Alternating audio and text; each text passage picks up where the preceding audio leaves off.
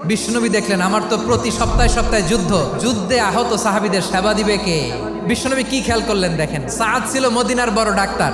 এই নারী সাহাবী রুফাইদা বাবার কাছ থেকে চিকিৎসা বিদ্যা শিখেছেন। বিশ্বনবী রুফাইদাকে বললেন, রুফাইদা তুমি মসজিদে নববীর পাশে একটা মেডিকেল ক্যাম্প করো। বিশ্বনবীর ডিরেকশন অনুযায়ী তিনি মসজিদে নববীর পাশে একটা মেডিকেল ক্যাম্প করলেন এবং আহত সাহাবাদের চিকিৎসা উনি ওনার টিম নিয়ে দিতেন। বিশ্বনবীর পরামর্শে উনি আনসারি এবং মুহাজির মহিলা সাহাবীদেরকে নিয়ে একটা স্পেশাল মেডিকেল টিম গঠন করলেন। খায়বার যুদ্ধে 7ম হিজরিতে যখন বিশ্বনবী যায়, উনি ওনার টিম নিয়ে আসলেন, বললেন, ইয়া রাসূলুল্লাহ, আমরা তো তলোয়ার চালাতে পারি না, আমরা তো তীর মারতে পারি না, আপনি যদি অনুমতি দেন খায়বার অভিযানে আমি আমার টিম নিয়ে মেডিকেল টিমের সেবাটা সার্ভিসটা দিতে চাই। পড়েন সুবহানাল্লাহ।